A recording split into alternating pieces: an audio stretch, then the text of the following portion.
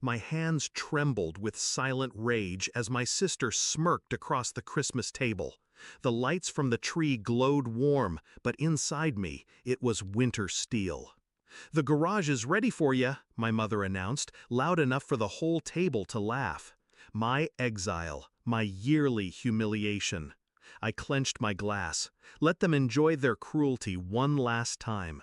5 years of swallowing their mockery. 5 years of silence. They thought I was broken. They thought I was nothing. What they didn't know was that while they laughed, I had built an empire. In the shadows, in secret. And tonight, Christmas would be their reckoning. It hadn't always been war between us.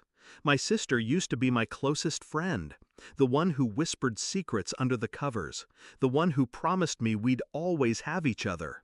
But promises rot fast when envy takes root. I first noticed the shift in her eyes when I got into university, and she didn't. The way she smiled too wide when I failed my first internship. The way she accidentally revealed my struggles to the family, dressing them as concern. By the time my business idea failed and I had to move back home, she had fully sharpened her knives. Every family dinner became theater. Her mocking jokes, my parents' laughter, their pity disguised as advice. And then came Christmas 5 years ago. She handed me a box wrapped in gold. Inside, a mirror.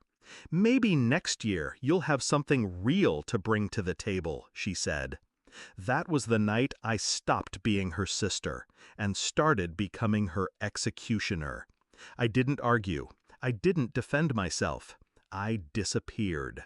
By day, I worked odd jobs. By night, I built. Failed startups became lessons. Connections turned into contracts. Every slight, every laugh, every cruel word fueled me like fire. I operated under a name none of them knew. A company without a face, growing quietly, weaving itself into industries they depended on. And when I learned my sister worked under a boss whose company's future was tied to mine, I smiled for the first time in years. The pieces were aligning. Christmas this year was my chosen stage. The table was set with silver and glass, laughter echoing through the house as if joy could smother cruelty. My sister leaned close to her boss, glowing with the smug pride of someone who believed she had power. She looked at me like I was still that girl with nothing, and I let her, because the timing had to be perfect. It began with a vibration. Her boss's phone lit up. Then again and again, notifications flooding like a storm. I watched his face pale as the emails appeared. Contracts canceled, investors pulling out, suppliers cutting ties, all from the same sender, the mysterious CEO no one in the industry had ever met. Until tonight. His hands shook as he looked around the table. I need to step outside," he muttered, already unraveling. My sister frowned, reaching for her phone. Her screen lit up with the same storm of messages. She scrolled, her smirk cracking, her color draining. And then she saw it. The signature at the bottom of every message. Mine. Her eyes snapped to me. For the first time in years, she was speechless. I leaned back, my voice steady, cutting through the stunned silence. "Merry Christmas, sister."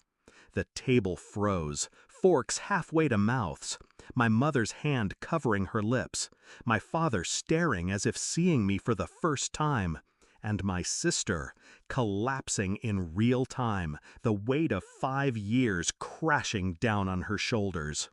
The climax was quiet. No shouting, no chaos, just the slow, crushing realization that I wasn't the failure they thought I was.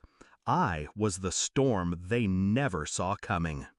Her boss left in a rush, already on the phone, already ruined. My sister sat trembling, the glow of the tree lights mocking her pale face. And I stayed calm, sipping my drink, my revenge unfolding like a symphony I had composed note by note. Later, when the dishes were cleared and the silence was heavier than the snow outside, I walked past her. She reached for me, whispering, "Why?" I paused. 5 years of exile. 5 years of laughter at my expense. 5 years of her mirror reflecting nothing but cruelty. "Because you taught me how," I said, and walked away.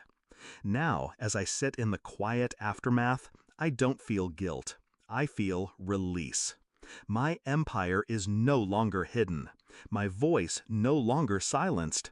They mocked me for living in the garage, but tonight I left them buried in ruins they can't escape. And my sister finally understands. I am not the failure she created. I am the reckoning she earned.